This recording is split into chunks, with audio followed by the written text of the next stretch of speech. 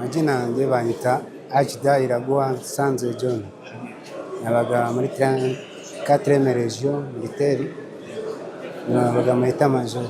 Situation ku rugamba ni ukuvuga ngo nabonye kwivanga urugamba, mbese mbona ntacyo ndwanira, ubona harimo ubaguzi, natwe tuvuye Ikinyarwanda, tribale, mbese twabaga muri leta twihishahisha, kuko hari igihe byabaga ngombwa bakureba mugenzi wawe akaba yanakwivugana bitewe n'uko abona ko mutari bamwe, kandi tuvuka muri Kongo twese turi abanyamasisi, turi abakongomani. Sasa narebye ko biba ngombwa ko nahunga, mbongiza amahirwe ngeze hano ndikumva asa n'uwarokotse. Nanyuze mu mupaka, abasirikare banyakiriye neza, ntawigeze mpohotera. Ingabo za FARDC mbese zisa n'izatsinzwe, usibye kwihagarara. Muri make ni kwa kundi nyine kubura aho wapfundira umutwe, ariko hari benshi bari mu mazu babuze uburyo bavamo, hari bari gutinya kuzina kubera batazi Ikinyarwanda, bakavuga ati nibagere ino barabica. Nanje ku mazina ngaba nitwa Ahadi Bangamwabo Zefani, ngaba mvuka Ikibumba mu groupe Mabuhumba, localité Rwibiranga, chefferie de Bukumu, akaba ariho mvuka. Nanje nagiye mu kazi k'ikizarendo bitewe no gufatwa nabi kwacu, nagiye Ikibumba, niyo bamama bana n'ubu najayo navayo ngo ngiye gufata iriya mu Bushagara mu ngambi, bakanyanyasa ngo ndume mu 23. Ndavuga kugira abaje barirwa baranyanyasa no kumvunga bya buri munsi, ahubwo nanje reka njobore ngorerane nabo, ibizaba nuko tuzabifata uco. Nje mbona kujya mu kizarendo guco. Ninafika hapa juu ya mambo ya vita Mugoma, mu kapitali ya Nord Kivu, RDC. Ninafika hapa mu Rwanda juu ya njia ya kupita haiko. Tunaenda na barafiki yetu ku MONUSCO juu ya batatukosa liaison. Tunafika ku MONUSCO, MONUSCO anakatala tuingie mu bazi yake. MONUSCO pa anakatala juu ya vita iko ya mingi, batatukosa liaison. Hauna njia, hauna façon ya kuingia mu MONUSCO, hauna façon ya kuingia mu aéroport. Batatukosa de liaison, c'est que nous n'avons pas de choix. C'est pour cela que je me suis arrivé ici. Les M23 sont à Goma. Nous étions là-bas à l'aéroport de Goma. L'armée tout entière de Nord Kivu, de Goma, nous étions à l'aéroport de Goma. Mais à propos de ces tactiques-là, étaient tactiques incroyables. Comment nous pouvons se mettre à l'aéroport de Goma, tandis que l'ennemi a déjà entouré le Goma tout entière, a commencé à lancer des bombes, des mortiers, ceci, cela. Nous ne pouvons pas être coffrés à l'aéroport, tandis que l'ennemi a déjà contourné l'aéroport. Nous étions coffrés. Cette tactique-là, ça n'existe pas. Ça ne peut pas exister. Nous sommes coffrés. L'ennemi, quand il lance des bombes là, c'est que nous aurons beaucoup de blessés, beaucoup de morts. Par rapport à moi, quand j'ai vu des bombes, c'est commencé à nous bombarder à l'aéroport. Non, j'ai vu que là, ce n'est pas bien. Oui, les M23 étaient à Goma. Les M23 étaient déjà à Goma. Parce que quand je me suis arrivé à la MONUSCO à côté de Serena, il y avait des coups de balles des M23 qui venaient déjà. J'ai fait le renseignement à travers un civil. Le civil là, il m'a parlé que les M23 ont déjà arrivé à Itige et à Rond-Point-Biréré. Il n'y avait plus moyen de retourner encore à l'aéroport. Tu comprends? Il n'y avait plus moyen de retourner à l'aéroport.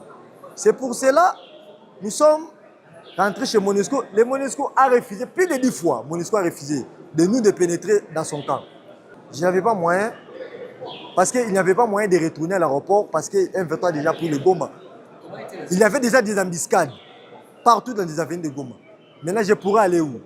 Nous sommes arrivés à la Rwanda, nous avons fait comme ça, et le Rwanda nous a dit hey, shimama pale, tuna shimama, bana identifié Bantu, et nani kona arme, bana identifié Bantu. Après, tunaingia mu Rwanda. Nous avons vraiment des inquiétudes. Nous demandons à notre gouvernement de prendre l'armée en charge.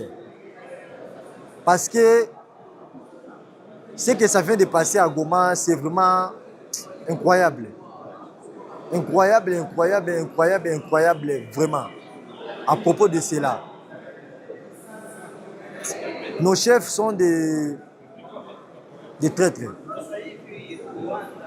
Parce que nos chefs ont déjà fui le Goma depuis avant-hier. Mais nous sommes restés là par les trahisons. Nilikuwa kote ya CCRK. Wakati yenye tulikuwa kote ya CCRK, wakati inea vendezere, bakatuinforme, bakatuambia dufunge vitu dupande kwa aeroporo. Tulifika kwa aeroporo ma inere. Kwa tufika kwa aeroporo, tukapiga goti kwa aeroporo. Wakati yenye inea ma 6h30, nilikutana na komanda kompanyia wa kwangu. Tukakuwa naye wakati enea masetere ataki kaanza kote ya Gihisi. Wakati nyingi anza safari ikakuwa wasiwasi juu wa komanda habakukua. Wakati kwa wasiwasi tukashuka njia kwa tukasema jinza hapa aeroport na kwa wasiwasi tuende ku region. Tuende ku 34e region militaire. Wakati tutafutenda ku 34e region militaire, wakati tulifika munjia akasema adui anakapa M23 anafika Goma. Wakati walisema nini M23 anafika Goma, tukashuka tukatafuta ndio tuende kuporo. Wakati tulifika kuporo tukakutana batone na fani nene naondoka. Tukakamata njia kwenda ku Monisco, hii Monisco hapa fasi ya hotel nani ya hotel Linda hapa kunani. Wakati tulifika hapa ku Monisco, wakatuambia dutoe teni na silaha tuweke chini. Tukatuambia tutoshe teni na silaha tuweke chini, tukatosha teni na silaha tukatia chini. Après ma 30 minutes wakatupika ndani kilimogene. Tupika ndani kilimogene ba Monisco. Bakaanza tufukuza tutoke pale. Juste ça fait masasi ilikuwa naanza sogelea pale. Kwa na ataki ya nguvu masasi naanza sogelea pale. Bo mimi nikikamata teni yangu nikavaka teni nikamata na silaha. Bo benye tulikuwa nabo tukamwambia hapa kuna ingine fasi ya kuponea. Twende kuinchi jirani. Kuinchi jirani hata tufanya kitu. Jo tukavuka tukakoya hapa mu Rwanda. Wakati tulifika ku grande barriere tukaweka silaha chini sie peki. Tulikuwa tunatosha chargeur. Tukaweka silaha chini. Soda Rwanda wakasema mukamate silaha zenu muweke juu na chargeur muweke mu poche. Tukakamata silaha tukaweka juu, tukakamata mashargeur tukatia mu poche. Tukashuka kati tulifika kunani ku frontiere bie, wakasema mukamate silaha mutupe pale. Tumata silaha tukatupa wakazikamata, wakatuambia mukuye, tukakuya, tukatia mikono yetu tukakuya, wakatuadresse, tukaenda tukakutana na ba viongozi ba Rwanda ba jeshi. Wakatukaribisha. Njo wakituleta mpaka hapa mu stade. Jewe nita Suretse na Gasore Ruhemba Alexis. Kuri 34e region militaire. Umunsi narangize njya ku urugamba nico no twari turi ku rugamba tonyinaniranye tujya kuko dufite abadamu haraza Goma bamwe dufata umwanya kwigira mu rugo iwacu. Aho tonyinaniranye basi byo turakamata bakasema dusema dukuye huko. Ejo ugiye kugamba reka. Naje kesho asubuhi mesi kwenda ku vita. Na sia etama hiyo sia tukwata ku vita. Sasa tunasikia vile Goma na kamatiwa na mbona wanaanza tuatake je tukafanya nani tupe. Situation iko pale. Situation hakuna ni masasi, hakuna nani. Hakuna masasi tu hakuna. Bose bambara bimwe bagaharanira urugamba rumwe. Baje hano nk'impunzi zatsinzwe ku rugamba bafitanye na FC M23. Tukaba twabakiriye nk'uko amategeko mpuzamahanga tuyubahiriza. Uduhungiyeho afite ibibazo iwabo turamwakira. So bwa mbere twakira impunzi nabo ni impunzi nk'izindi.